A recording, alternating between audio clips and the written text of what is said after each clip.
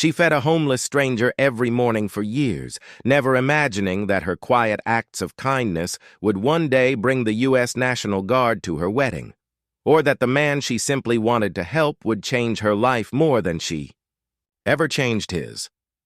The autumn leaves crunched under Sarah Martinez's feet as she hurried down 5th Street, clutching a paper bag containing a turkey sandwich, an apple, and a bottle of water. It was 2018, and she had been taking this same route to work for 3 months, passing by the same weathered man who sat quietly on the steps of the old Presbyterian church. Before we go any further, comment where in the world you are watching from, and make sure to subscribe because tomorrow's story is one you don't want to miss. Marcus Williams had been homeless for 2 years. At 54, the former Army sergeant carried himself with dignity despite his circumstances. His military posture remained intact even as he sat on those cold concrete steps, his worn camouflage jacket the only reminder of his 20 years of service to his country. Most people walked past him without making eye contact, but Sarah was different. "Good morning," she said that first Tuesday in October, extending the paper bag toward him. "I brought you some breakfast." Marcus looked up, surprised. His weathered face, marked by years of hardship and the streets, softened. "Ma'am, you don't need to—" "I want to," Sarah interrupted gently. "I pass by here every day. Thought you might be hungry." That simple exchange marked the beginning of something neither of them expected. Sarah, a 28-year-old social worker, had grown up in a household where her grandmother always said, "Feed people. You never know what they're going through." Marcus, who had lost his apartment after struggling with PTSD and unemployment following his military discharge, hadn't experienced such consistent kindness in years. Days turned into weeks, and weeks into months. Sarah's morning routine became sacred to both of them. Every weekday at 7:45 a.m., she would appear with a brown paper bag. Sometimes it contained a homemade sandwich and fruit. Other days, she brought hot coffee and pastries from the bakery near her apartment. "You know, you don't have to do this every day," Marcus told her one cold December morning, his breath visible in the frigid air. Sarah adjusted her scarf and smiled. "I know I don't have to. I want to. Besides, you'd do the same for someone else, wouldn't you?" Marcus nodded slowly. During their brief daily conversations, Sarah had learned pieces of his story. He had served 2 tours in Afghanistan, lost his best friend to an IED explosion, and returned home to find his wife had left and taken their children. The PTSD and depression that followed had cost him his job at a construction company, then his apartment, and eventually his connection to his family. "I used to help people," Marcus admitted one morning. "Feels good to remember that version of myself when I talk to you." Sarah began bringing him more than just food. She brought books from the library, knowing he loved to read. She brought news about job opportunities she'd heard about through her work. Most importantly, she brought conversation and respect, treating him not as a charity case, but as a human being with stories, wisdom, and dignity. By spring of 2019, Marcus had secured a part-time job at a local warehouse, thanks partly to Sarah's encouragement and help with his resume. She had also connected him with veteran services, and he was receiving counseling for his PTSD. Though he still struggled with housing, sleeping in a nearby shelter, his life was slowly stabilizing. "I got accepted into the transitional housing program," Marcus told Sarah one April morning, his eyes bright with hope for the first time since she'd known him. Sarah's face lit up. "Marcus, that's incredible. I'm so proud of you." "Couldn't have done it without you," he said quietly. "You saved my life, you know that?" Sarah shook her head. "You saved your own life. I just brought sandwiches." But they both knew it was more than that. Sarah's consistent presence had reminded Marcus that he mattered, that he was seen, that he was worthy of love and respect. In a world that had forgotten him, she had remembered his humanity every single day. As Marcus transitioned, To more stable housing, their daily meetings became less frequent, but their friendship deepened. He would text her updates about job interviews and counseling sessions. She would share stories about her work and her growing relationship with David, a teacher she had met at a community volunteer event. 2 years later, in the summer of 2021, David proposed to Sarah in the same park where they had first worked together serving meals to homeless individuals. It seemed fitting that their engagement would be tied to service, something that had always been central to Sarah's heart. As Sarah and David began planning their wedding for the spring of 2022, she faced a dilemma. Marcus had become like family to her, but she wasn't sure how to include him in their special day. Her family was traditional, and while they admired her charitable spirit, they might not understand her desire to have a formerly homeless man at their wedding. "I want Marcus there," she told David one evening as they addressed invitations. "He's been such an important part of my life, and our friendship changed me in ways I'm still discovering." David, who had met Marcus several times and deeply respected both him and Sarah's compassion, nodded immediately. Of course he should be there. He's family. When Sarah called Marcus to invite him, there was a long pause on the other end of the line. "Sarah, that means the world to me," Marcus said, his voice thick with emotion. "But I don't know if I belong at something so fancy. I don't want to make you or your family uncomfortable." "You belong wherever I say you belong," Sarah replied firmly. "And you belong at my wedding." What Sarah didn't know was that Marcus had been keeping a secret from her for over 3 years. When he had finally gotten stable housing and full-time employment, he had reconnected with his estranged brother James, who lived across the country. Through James, Marcus had slowly rebuilt relationships with his children and even his ex-wife, who had remarried but welcomed him back into their lives as a friend and co-parent. Marcus had also reconnected with his military family. His old unit, many of whom had also struggled with the transition home, had formed a tight support network. When Marcus told them about Sarah, the woman who had fed him and treated him with dignity during his darkest period, they were moved by her story. "She saved one of our own," said Sergeant Major Jennifer Torres, Marcus's former commanding officer who now worked with the National Guard. That kind of kindness deserves recognition. Marcus's old unit began planning something special, but they needed more information. Working carefully and respectfully, they reached out to David, explaining who they were and what they wanted to do. David was immediately on board, understanding that this would mean everything to both Sarah and Marcus. The plan they developed was elaborate and would require precise timing, but Marcus's military family was determined to honor both him and the woman who had shown him such extraordinary kindness. May 14th, 2022, dawned clear and beautiful. Sarah's wedding day had arrived, and she woke up filled with joy and excitement. The ceremony would be held at a beautiful outdoor venue overlooking a lake, with the reception following in an elegant pavilion nearby. As Sarah prepared with her bridesmaids, she thought about the journey that had brought her to this moment. Her relationship with Marcus had taught her so much about compassion, resilience, and the power of small daily acts of kindness. She was grateful he would be there to witness this new chapter of her life. Marcus arrived at the venue early, wearing a suit that David had quietly helped him select and purchase. He felt nervous but honored to be included in such an important day. He had prepared a small gift for Sarah, a leather-bound journal with a note inside thanking her for seeing him when the world had looked away. The ceremony began at 4 p.m. Sarah looked radiant in her flowing white dress as she walked down the aisle, her eyes sparkling with happiness. David waited at the altar, clearly overcome with emotion at the sight of his bride. The service was beautiful and personal, filled with readings about love, service, and the importance of caring for one another. Marcus sat in the back, wiping away tears as Sarah and David exchanged vows.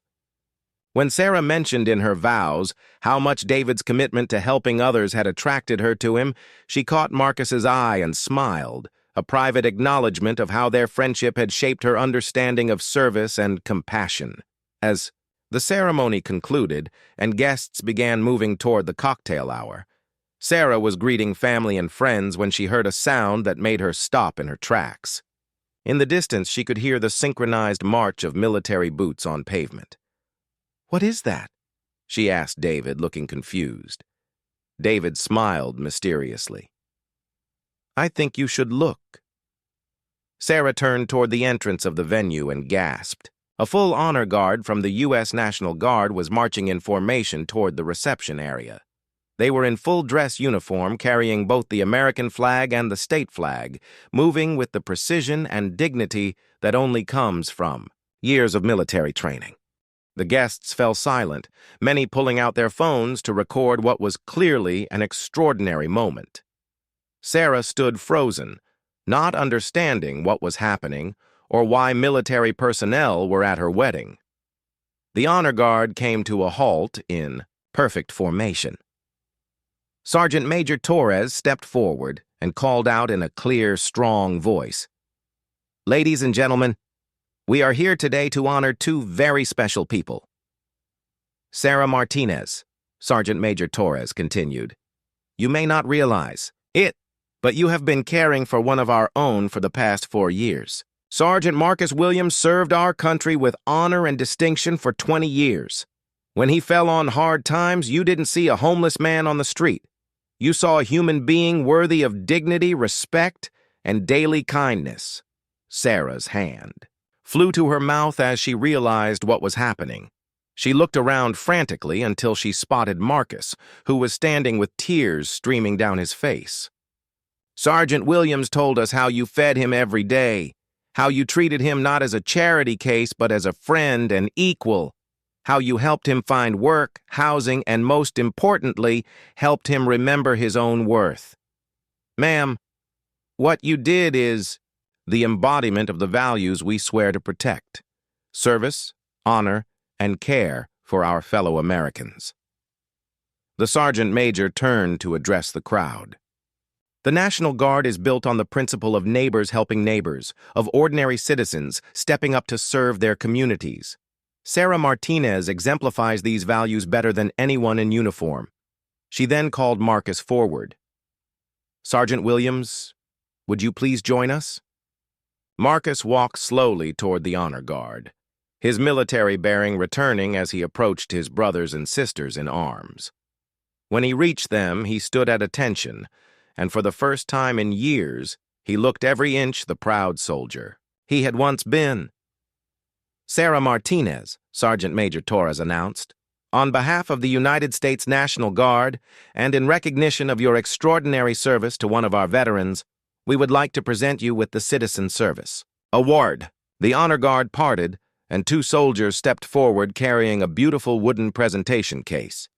Inside was a medal and certificate recognizing Sarah's service to the veteran community. "But more than that," Torres continued, "we want to thank you. What you did for Sergeant Williams, seeing him, feeding him, treating him with dignity every single day, that is the highest form of patriotism. You cared for one of our own when he couldn't care for himself." Sarah was crying, now, overwhelmed by the gesture and the realization of what Marcus's military service had meant. She had never thought of her daily routine as anything special. She had simply seen someone who needed help and had helped him. Marcus stepped forward and, in front of everyone, saluted Sarah. "Ma'am, thank you for saving my life. Thank you for reminding me who I was and who I could be again." The entire wedding party and all the guests erupted in applause. There wasn't a dry eye in the crowd as people witnessed this extraordinary moment of recognition and gratitude. As the formal presentation concluded, Sergeant Major Torres asked for permission to share more of Marcus's story with the guests. With his permission, she explained how Marcus had served 2 tours in Afghanistan, how he had struggled with PTSD and homelessness, and how Sarah's consistent kindness had literally saved his life. "What makes this even more remarkable," Torres continued, "is that Sarah never asked for anything in return. She never made Sergeant Williams feel like a project or a good deed. She treated him like family, and in doing so, she helped him remember that he was still a soldier, still a man worthy of respect and love. She then shared how Marcus had used the stability Sarah had helped him achieve to rebuild relationships with his children, to get treatment for his PTSD, and to begin volunteering with other homeless veterans. Today, Sergeant Williams works full-time, has his own apartment, and spends his weekends helping other veterans who are struggling with homelessness and mental health issues. None of that would have been possible without Sarah's intervention. The crowd was moved to tears as they understood the full scope of what had transpired. This wasn't just a nice story about helping someone. It was a testament to how one person's consistent compassion had completely changed another person's life trajectory. Marcus asked if he could say a few words. His voice was strong and clear as he addressed Sarah and the wedding guests. 4 years ago, I was invisible, he began. I sat on those church steps every day, watching hundreds of people walk past me like I wasn't there. I started to believe that maybe I wasn't there, that maybe I didn't matter anymore. He paused, composing himself. Then Sarah showed up with a sandwich and treated me like I was her neighbor, her friend, her equal. She didn't try to fix me or save me. She just saw me and acknowledged that I existed, that I had value. Marcus turned to face Sarah directly. You gave me back my humanity, Sarah. Every morning when you stopped to talk to me, you reminded me that I was still a person worth knowing. When I forgot who I used to be, a soldier, a father, a man who helped others, you helped me remember. He gestured to the honor guard surrounding them. These are my brothers and sisters. We swore an oath to protect and serve our communities. But Sarah, you live that oath every day without ever putting on a uniform. You serve with your heart, and you've shown all of us what real service looks like. As the formal ceremony concluded, the reception transformed into something even more special than Sarah and David had planned. The National Guard Honor Guard stayed for dinner, sharing stories and getting to know the other wedding guests. Marcus, who had planned to quietly leave after the ceremony, found himself at the head table, sitting with Sarah's family. Her grandmother, the woman who had taught Sarah that you should always feed people, spent the entire dinner talking with Marcus about his military service and his journey back from homelessness. You raised a special granddaughter, Marcus told her. She has your heart. Sarah's father, who had initially been skeptical about having a formerly homeless man at his daughter's wedding, approached Marcus during dinner. I owe you an apology, he said. I didn't understand who you were or what you meant to Sarah. Now I see that you're not just her friend. You're the reason she became the woman we're so proud of today. The evening continued with dancing, laughter, and storytelling. Marcus found himself sharing military stories with David's father, who was a Vietnam veteran. The two men bonded over their shared experiences and their mutual respect for Sarah's character. As the evening wound down, something beautiful began to happen. Several wedding guests approached Marcus to learn more about veteran homelessness and how they could help. Sarah's college friends started talking about organizing regular volunteer efforts. David's co-workers began discussing a fundraiser for veteran services. Sergeant Major Torres, who had initially come just to honor Sarah and Marcus, found herself coordinating with several guests who wanted to get involved with National Guard community service projects. This is what Sarah does, Marcus explained to a group of interested guests. She doesn't just help one person. She inspires everyone around her to be better, to care more, to serve others. Sarah overheard this conversation and felt overwhelmed by the realization that her simple daily routine had created ripples she never could have imagined. The kindness she had shown Marcus had not only changed his life, but was now inspiring dozens of other people to get involved in helping veterans and homeless individuals. As the reception finally ended, Sarah, David, and Marcus sat together on the venue's porch, watching the lake shimmer in the moonlight. The National Guard Honor Guard had departed. The guests had gone home, and the three of them had a moment to process what had just happened. I still can't believe you arranged all of this, Sarah said to Marcus. How long have you been planning it? Marcus smiled. About a year. When you invited me to the wedding, I reached out to my old unit. I wanted them to meet you, to understand what you had done for me. But they took it way beyond what I ever imagined. David shook his head in amazement. The look on your face when you saw them marching in, I'll never forget that. I thought I was in trouble. Sarah laughed through her tears. I saw all those uniforms and thought, what did I do wrong? Marcus grew serious. Sarah, I need you to understand something. What happened today wasn't just about thanking you. It was about showing everyone what real service looks like. You've been serving your community, serving your country, serving your fellow human beings every single day for 4 years. You deserve to be recognized for that. As they talked into the night, the three of them reflected on the lessons they had learned from their friendship. Sarah realized that her daily routine of bringing Marcus food had changed her as much as it had changed him. It had taught her about resilience, dignity, and the power of consistent small acts of love. I learned that everyone has a story, Sarah said. Everyone you pass on the street, everyone you encounter, they all have histories, dreams, struggles, victories. Marcus taught me to really see people, not just look at them. Marcus nodded. And Sarah taught me that kindness doesn't always come with conditions or expectations. Sometimes people help because it's who they are, not because of what they hope to get back. David, who had fallen in love with Sarah partly because of her compassionate heart, reflected on what he had witnessed. Today showed me that love, real love, is about service. Sarah, watching you care for Marcus all these years taught me how to love you better.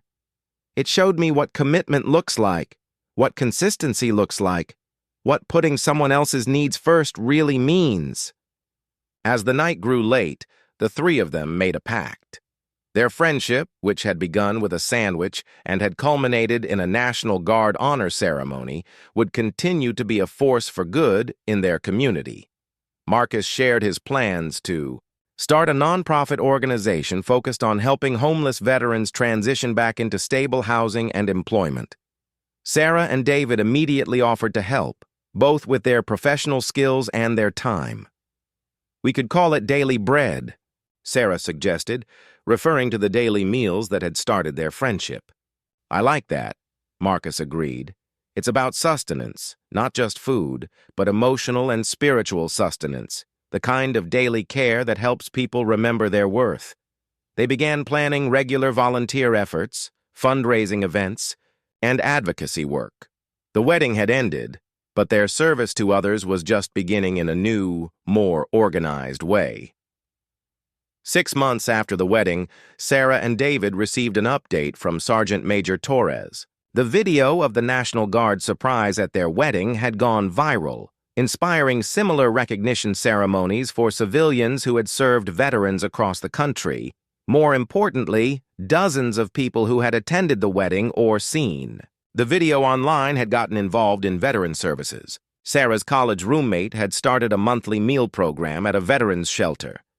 David's co-workers had raised $50,000 for veteran mental health services. Sarah's grandmother had organized the women in her church to create care packages for homeless veterans. Marcus's nonprofit, Daily Bread, was thriving. He had helped 15 homeless veterans find stable housing and employment in its first 6 months. But more than that, he had trained volunteers to approach their work the way Sarah had approached her friendship with him, with consistency, dignity, and respect. The secret, Marcus would tell new volunteers, is not to try to save anyone. It's to see them, to acknowledge their humanity, and to show up consistently. Let them save themselves. Just be there when they do. 1 year after the wedding, Sarah was walking down 5th Street on her way to work when she noticed a new person sitting on the steps of the old Presbyterian church.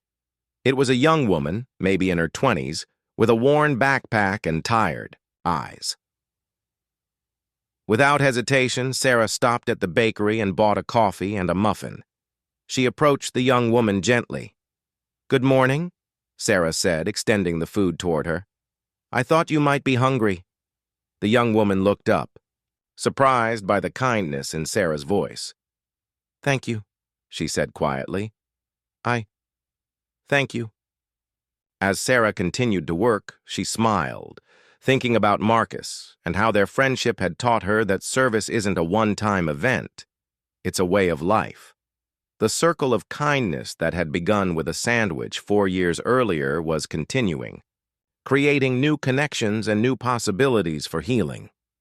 That evening, Sarah called Marcus to tell him about her encounter with the young woman on the church steps. "Her name is Jessica," Sarah said. "She's a veteran, too. I think she's been on the streets for a while." Marcus was quiet for a moment. "You know what you need to do." "Same thing I did for you," Sarah agreed. "Show up tomorrow with breakfast, and the day after that, and the day after that. And I'll reach out to her through the nonprofit, see if she's ready for services." "But Sarah?" "Yeah? Don't try to save her. Just see her. The rest will follow."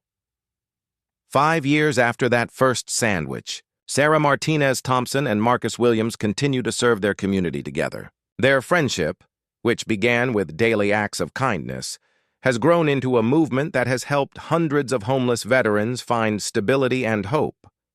The wedding where the National Guard honored their relationship has become legendary in their community, not because of the surprise or the ceremony, but because of what it represented: the power of ordinary people to serve others in extraordinary ways. Sarah still walks down 5th Street every morning on her way to work. Sometimes she stops to help someone new. Sometimes she just waves to friends she's made along the way. But every day she carries with her the lessons Marcus taught her about resilience, dignity, and the importance of being seen. Marcus, now a successful advocate for veteran services, never forgets the dark period when he sat on those church steps, feeling invisible. In his office, he keeps a photo from Sarah's wedding, not the formal portrait, but a candid shot of him laughing with Sarah's grandmother over dinner, surrounded by National Guard officers and wedding guests who had become friends. That picture, he tells people who visit his office, shows what happens when someone chooses to see you instead of walking past. It shows what's possible when kindness becomes a daily practice instead of a random act. The story of Sarah and Marcus reminds us that we all have the power to change someone's life, not through grand gestures or dramatic interventions, but through small, consistent acts of human decency. It shows us that service doesn't require a uniform or an official title. It just requires a willingness to see the humanity in others and to act on that recognition every single day. In a world that often feels divided and disconnected, their friendship stands as proof that we can bridge any gap, economic, racial, social, when we choose compassion over indifference, when we choose to stop and see each other rather than walking past, and when we remember that everyone we meet is fighting a battle we know nothing about. The National Guard was right to honor Sarah that day. But perhaps the greater honor belongs to all of us when we choose, like Sarah did, to feed not just someone's body, but their spirit, not just their hunger, but their hope, not just their need, but their dignity. Every morning presents us with the same choice Sarah faced on that autumn day in 2018. We can walk past or we can stop and see. We can mind our own business, or we can remember that, in the deepest sense, everyone's struggle is our business. Everyone's humanity is our concern, and everyone's dignity is our responsibility to protect and honor. The sandwich was just the beginning. The real nourishment was in the seeing, the consistency, and the unwavering belief that everyone, no matter their circumstances, deserves to be treated with respect, kindness, and love.